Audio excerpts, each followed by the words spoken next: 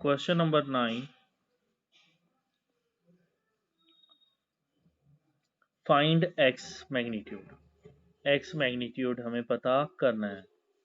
और if for a unit vector A, एक unit vector दे रखा है, मतलब ए का मैग्नीट्यूड जो है वो हमें 1 दे रखा है, और साथ में हमें दे रखा है x minus a vector and x plus a vector is equal to 12। ठीक है, तब इसमें a minus b, a plus b, a square minus b square, तो ये आ जाएगा आपका मैग्नीट्यूड ऑफ एक्स का square minus magnitude of a का square is equal to 12। Magnitude of a 1 है, तो मैग्नीट्यूड ऑफ ए स्क्वायर जो है वो भी क्या होगा, 1 होगा। तो इसलिए magnitude of X square minus 1 is equal to 12। Magnitude of X square is equal to 13, तो magnitude of X is equal to root 13 आ जाएगा आपका। ठीक है, अब ऐसे ही क्वेश्चन नंबर 10। क्वेश्चन नंबर 10 है, ए की वेक्टर दे रखा है, ए वेक्टर दे रखा है 2i plus 2j plus 3k। ठीक है, और बी वेक्टर दे रखा है माइनस आई प्लस 2j प्लस के वेक्टर, और सी वेक्टर दे रखा है 3i plus j vector, such that a plus lambda b is perpendicular to c। ठीक है, तो हमें पता करना है लैम्डा की वैल्यू। अब अगर a plus lambda B perpendicular to c है, तो इसका मतलब क्या होने वाला है कि a plus lambda B dot C equal to 0 है। ठीक है, तो अब हम इसमें a और b की वैल्यू पुट करेंगे a प्लस लैम्डा बी में, तो ये आ जाएगा 2i plus 2j plus 3k plus lambda b मतलब माइनस आई प्लस 2j प्लस के वेक्टर। ठीक है, ये पूरा आ गया हमारा a plus lambda B dot C, c मतलब 3i plus j is equal to 0। ठीक है ना, तो इस तरीके से ये हमारा इक्वेशन सी बनी है। अब हम इसमें अगर मल्टीप्लाई करें तो माइनस लैम्डा आई, 2i माइनस लैम्डा आई, तो हम इसमें से आई जो है वो कॉमन ले सकते हैं, तो 2 माइनस लैम्डा इस तरीके से हम लिख सकते हैं, आई ब्रैकेट में और 2 minus lambda, 2i minus lambda i बन जाता है। ठीक है, अब इसी तरीके से अगर 2j है और यहाँ लैम्डा 2j है, ठीक है, तो हम इसमें 2 कॉमन लेंगे, तो अंदर j vector 2j vector common लेंगे, तो अंदर इधर 1 आ जाएगा और इधर लैम्डा आ जाएगा। ठीक है, तो मतलब ये हो जाएगा आपका प्लस 2। ठीक है, और यहाँ पर इसकी जगह आ जाएगा 1।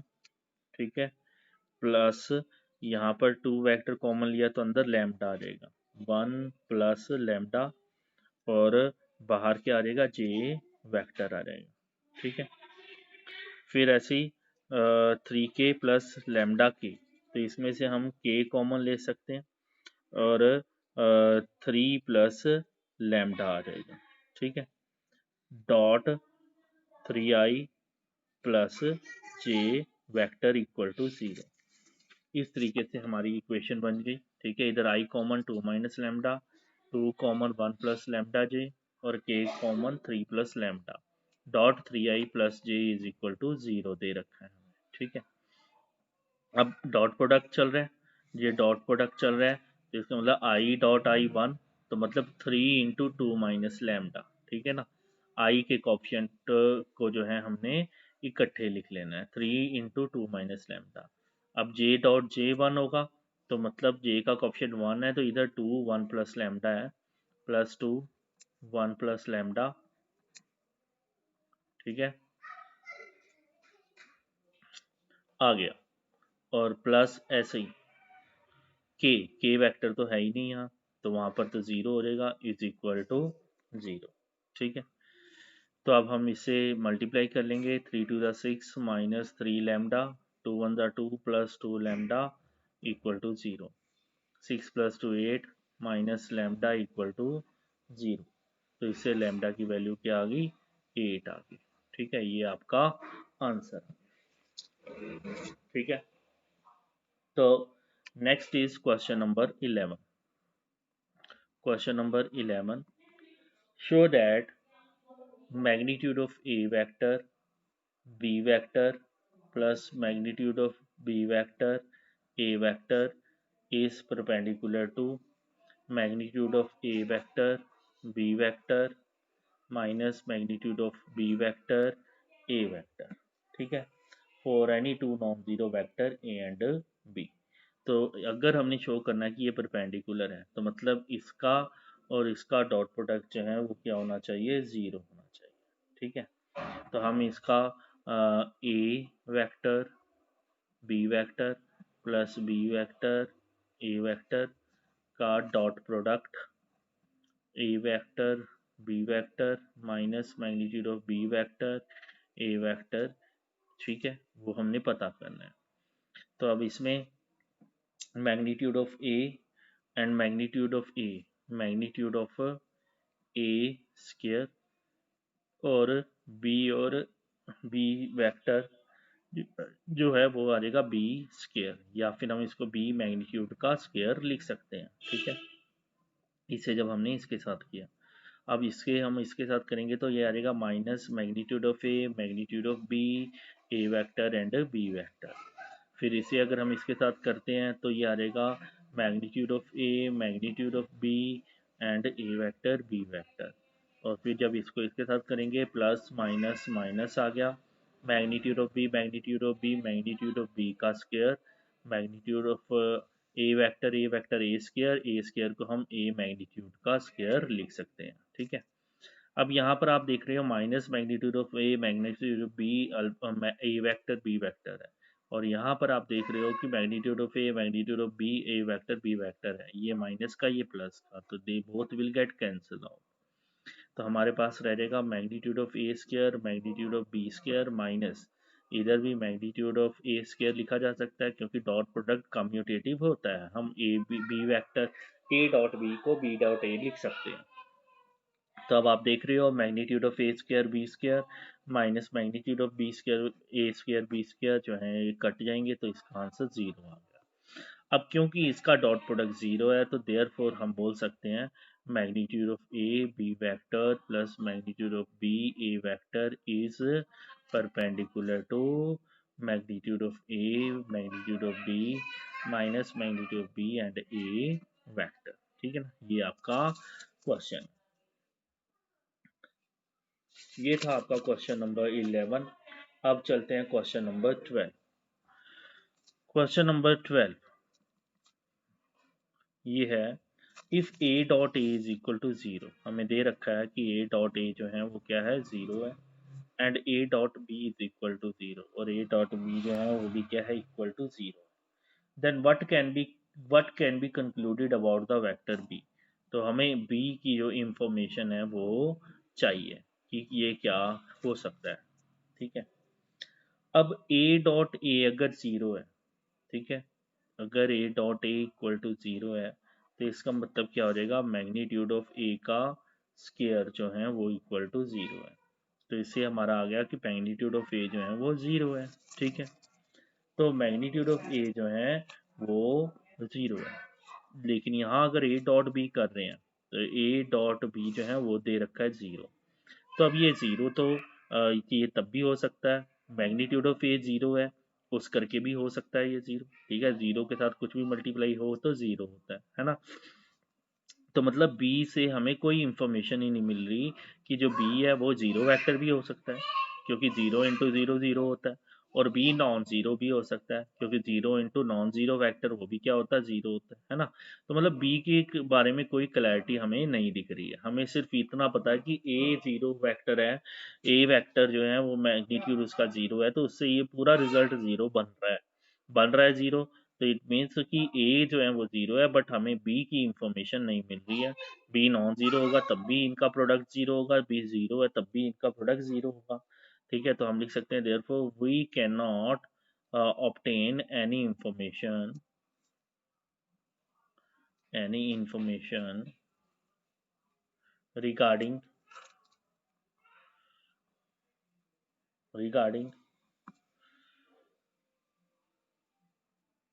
B vector. ठीक है, तो बस यही हमारा आंसर।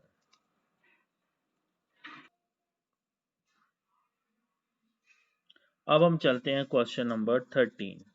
क्वेश्चन नंबर 13 आपकी स्क्रीन पर है। If A B C are unit vector, अगर हमें दे रखा है A B C unit vector है, मतलब मैग्नीट्यूड ऑफ ए जो है वो भी 1 है, ठीक है, मैग्नीट्यूड ऑफ बी जो है वो भी 1 है, और मैग्नीट्यूड ऑफ सी जो है वो भी 1 है। ठीक है, ये चीज़ दे रखी है, और हमें साथ ही दे रखा है कि a vector plus b vector plus c vector, इसका प्रोडक्ट सम जो है 0 है। तो we have to find out the value of a dot B plus B dot C plus C dot A equal to 0। इसकी value खैर हमें पता करनी है। तो बहुत आसान सा इसमें है, फॉर्मूला हमारा एक 9th का हुआ करता था, ए प्लस बी प्लस सी का स्केयर। ए प्लस बी प्लस सी का स्केयर वाला फॉर्मूला हम जो है इसमें अप्लाई करेंगे, इनके ऊपर वेक्टर लगा देंगे। ये क्या आएगा, a square plus b square plus c square plus 2ab plus 2bc plus 2ca। ठीक है, इस तरीके से हमारा ये फॉर्मूला बन गया, a square plus b square plus c square plus 2abc, 2ab plus 2bc plus 2c है। अब a plus b plus c 0 दिया है, तो इसकी जगह हम लिख सकते हैं 0 का स्क्वायर, और यहाँ मैग्नीट्यूड ऑफ ए 1 दे रखा है तो 1 का स्क्वायर, मैग्नीट्यूड ऑफ बी 1 दे रखा है 1 का स्क्वायर, मैग्नीट्यूड ऑफ सी जो है 1 दे रखा है 1 का स्क्वायर, प्लस यहाँ से हम 2 कॉमन ले लेंगे, तो magnitude of A magnitude of b plus magnitude of b magnitude of c plus magnitude of c magnitude of a. ठीक है, ये आपका हमने जो है रिफाइनमेंट कर दी इसकी। 0 का स्क्वायर 0, 1 का स्क्वायर 1, 1 का स्क्वायर 1, 1 का स्क्वायर 1, ये आ जाएगा 3 plus 2 magnitude of A magnitude of B. इसे हम मतलब ए डॉट बी भी लिख सकते हैं क्योंकि 2ab होता है। ठीक है, इसे भी हम बी डॉट सी लिख सकते हैं, और इसे भी हम सी डॉट ए लिख सकते हैं। ठीक है, तो इससे आ गया हमारा 2a dot B, B dot C, C dot A, इसकी वैल्यू आ जाएगी 3 प्लस का उधर जाके -3। तो इससे हमें रिजल्ट मिल गया A dot B plus B dot C plus C dot A is equal to -3/2, and that is our answer. ठीक है, तो कोई ज़्यादा मुश्किल काम नहीं है, बस अगर आपको फॉर्मूला पता है तो आप बेधड़क इस क्वेश्चन को अटेम्प्ट कर सकते हो। अब चलते हैं हम क्वेश्चन नंबर 14 पर। क्वेश्चन नंबर 14 क्या है, if either vector A vector is equal to 0, B vector is equal to 0, then A dot B is equal to 0। ठीक है, ये हमें गिवन है कि अगर ए 0 होता है या बी भी 0 होता है, ठीक है, तो ए डॉट भी 0 हो जाता है। वो तो हो ही जाता है क्योंकि अगर ए 0 है तो 0 डॉट भी 0 हो जाएगा, अगर बी 0 है तो ए डॉट 0 भी 0 हो जाता है ना। तो मतलब ये तो कंडीशन ट्रू है कि अगर ए 0 है और बी 0 है, ठीक है, तो देन ए डॉट बी जो है वो भी 0 है। तो हमें शो करना है दैट कन्वर्स जो है वो ट्रू इसका जरूरी नहीं है कि हो। ठीक है ना, कन्वर्स इसका क्या है कि दैट ए डॉट बी अगर 0 है तो उससे ज़रूरी नहीं है कि ए 0 हो या बी 0 हो, है ना। तो मतलब हम ऐसा कुछ केस बनाएंगे, ऐसा ए वेक्टर और बी वेक्टर लेंगे कि अगर उनका डॉट प्रोडक्ट 0 भी हो जाए और वो नॉन जीरो भी हो जाए। ठीक है, मतलब ए वेक्टर जो है वो नॉन जीरो हो और बी वेक्टर भी नॉन जीरो हो, लेकिन उनका डॉट प्रोडक्ट क्या होता हो, 0 होता हो, तो फिर वो जो है कन्वर्स हमारा ट्रू नहीं होगा। क्योंकि कन्वर्स के लिए क्या है कि अगर ए डॉट बी 0 है, हम लिख लेते हैं, कन्वर्स जो है वो चेक करना है हमने। ठीक है, कन्वर्स चेक करना है दैट कि अगर ए डॉट बी 0 है तो it implies either A equal to 0 और बी इक्वल टू 0। मतलब कन्वर्स क्या कहता है कि अगर ए डॉट बी 0 हो रहा है, होना है, तो या तो ए 0 होगा या तो बी 0 होगा। तो हमने चेक करना है कि प्रूव करना है कि ये कन्वर्स जो है वो ट्रू नहीं है। अब उसके लिए हम जो है वेक्टर लेंगे, ए वेक्टर जो है हम इसमें ले लेते हैं, ए वेक्टर हम ले लेते हैं इसमें 3i प्लस 0j प्लस 0 के, 3i प्लस 0j प्लस 0 के, ठीक है। और बी वेक्टर जो है वो हम ले लेते हैं 0i प्लस 2j प्लस 0 के, ठीक है। तो अगर हम देखें इसमें कि जो ए है वो क्या है, ए जो है वो नॉन जीरो है, ठीक है ना, नॉन जीरो है, ठीक है, क्योंकि 3i आ रहा है। और बी जो है उसमें 2j होने के करके जो बी वेक्टर है वो भी नॉन जीरो है, ठीक है, मतलब इन दोनों में से भी दोनों ही जो है जीरो नहीं आ रहे। लेकिन अब हम थोड़ा देखते हैं इनका ए डॉट बी निकालते हैं। ए डॉट बी क्या आएगा, 3i plus 0j plus 0 K dot B vector 0i plus 2j plus 0 K. तो अब इसमें I dot I one 3 into 0 0 हो जाएगा, 0 इंटू 2 0 हो जाएगा, 0 इंटू 0 0 हो जाएगा, तो इक्वल टू 0। तो मतलब ए डॉट बी जो है वो तो हमने कर दिया कि वो 0 है, ठीक है, लेकिन इससे ये नहीं हमें रिजल्ट मिला कि या तो ए भी 0 हो या बी 0 हो, दोनों में से कोई एक 0 हो, क्योंकि हमने दो वेक्टर ऐसे लेट करे हैं जो हमारे दोनों ही क्या है, नॉन जीरो है हमारे, ठीक है। तो मतलब देयरफॉर हम बोल सकते हैं कि A dot B is equal to 0 does not imply that either a equal to 0 either a equal to 0 और b equal to 0, ठीक है, क्योंकि हमने दोनों ही एलिमेंट वेक्टर जो है वो जीरो नॉन जीरो वेक्टर जो है वो दिए हैं, ठीक है। तो देयरफॉर ये जो है आपका आंसर। नाउ नेक्स्ट है आपका क्वेश्चन नंबर 15।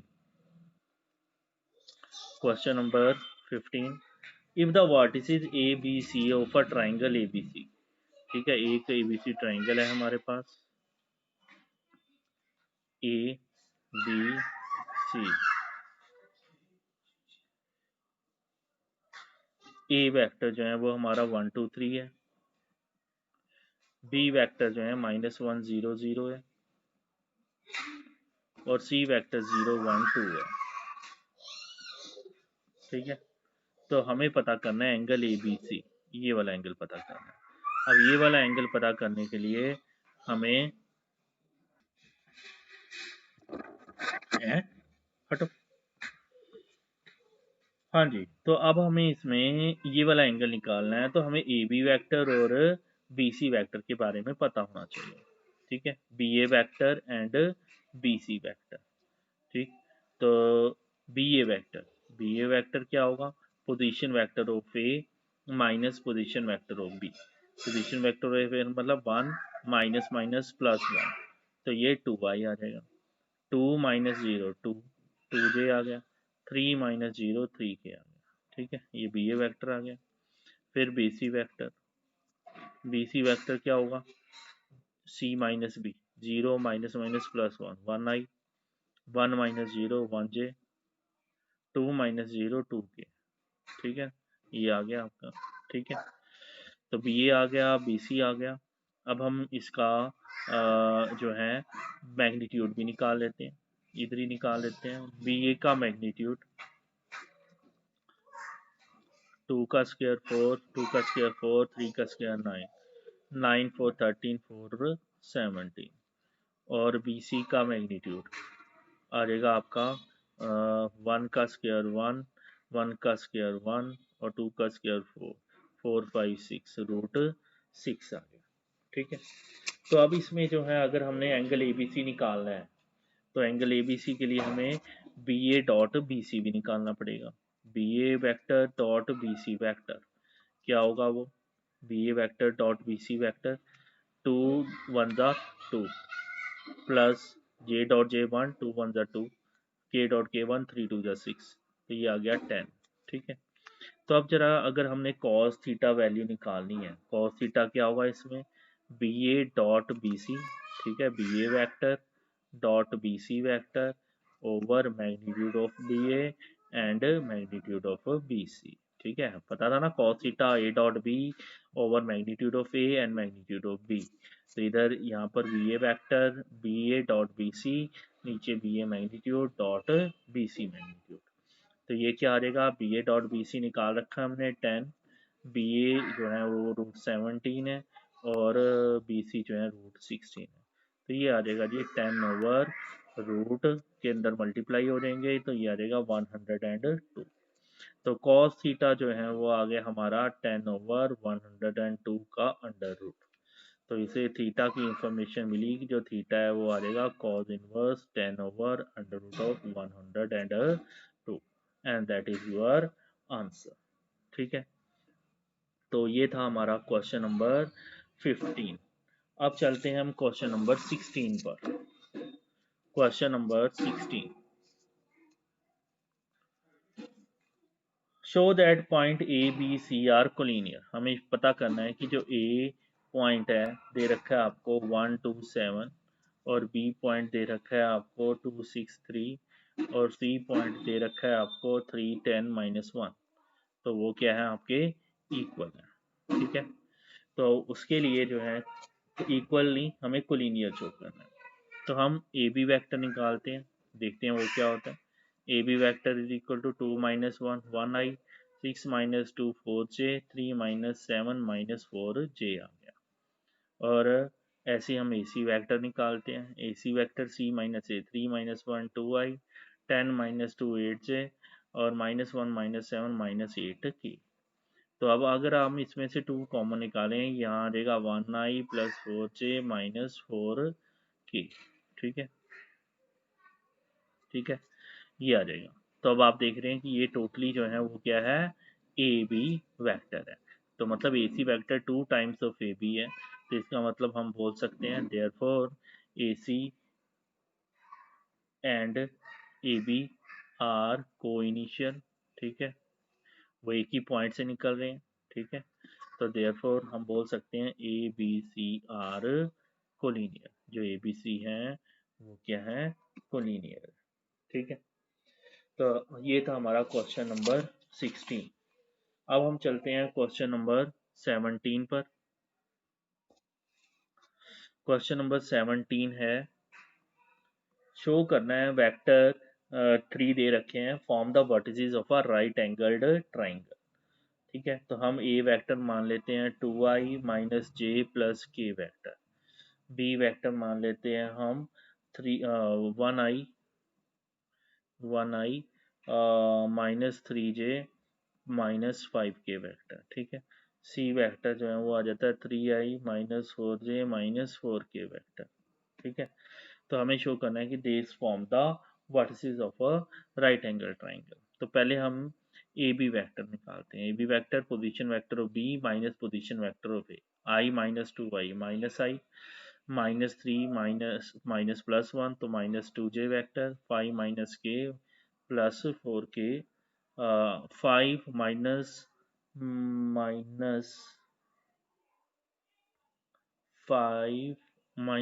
है, -5 - k -6k आ जाएगा। ये आ जाएगा -6k वेक्टर। ठीक है, तो ऐसे ही हम बी सी वैक्टर निकालेंगे। सी - बी होगा 3i - i 2i -4 + 3 -1j -4 + 5 + 1k vector. ठीक है, और ऐसे ही ए बी निकाल लिया, बी सी निकाल लिया। अब हम निकालते हैं सी ए vector A - C 2i - 3j -1i -j + 4j + 3j और के +4k 5k। ठीक है, तो 5k आ जाएगा। तो अब हमने इसमें देखना है कि बी सी डॉट सी ए क्या है। ठीक है, हम किसी का भी करके देखते हैं हम इसमें कि क्या वो ज़ीरो आता है कि नहीं। अगर हम A B dot B C करते हैं, A B dot B C क्या आएगा, -2 +2 और -6 है ना, ये आ जाएगा -6 नॉट इक्वल टू 0। ठीक है, ये तो नहीं होगा। फिर ए बी डॉट सी ए कर लेते हैं या बी सी डॉट सी ए कर लेते हैं। बी सी डॉट सी ए -2 -3 और +5, तो ये आ जाएगा -5 + 5 0। ठीक है ना, तो इसका मतलब क्योंकि B C dot C a जो है वो हमारा क्या आ रहा है, 0 आ रहा है। तो इसका मतलब which imply that b c is perpendicular to c a. जो बी सी वैक्टर है वो सी ए वैक्टर के क्या है, परपेंडिकुलर है। ठीक है, तो इससे हमें पता चल गया कि therefore we are in position to say that ABC are the vertices of a right angled triangle. ठीक है, right angled triangle. तो that is all about question number 70. ठीक है, अब हम चलते हैं क्वेश्चन नंबर 18 जो इस एक्सरसाइज का लास्ट क्वेश्चन है.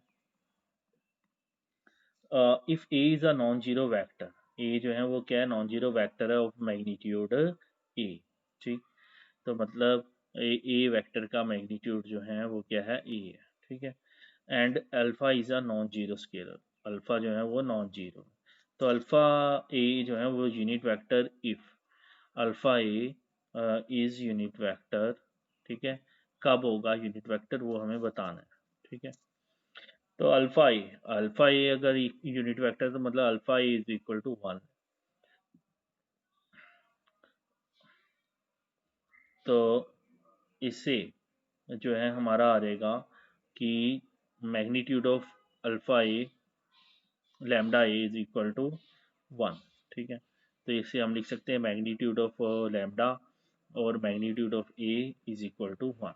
ठीक है, तो मैग्नीट्यूड ऑफ ए जो है ए की इक्वल है, तो यहाँ ए वेक्टर, और magnitude of lambda equal to 1. तो इससे हम रिजल्ट पे बोल सकते हैं कि जो ए वेक्टर है वो क्या होगा, 1 ओवर मैग्नीट्यूड ऑफ लैम्डा. तो ये हमारा इसका ऑप्शन है. तो ये ऑप्शन किसका है, डी का है. तो इसलिए जो डी है वो आपका आंसर.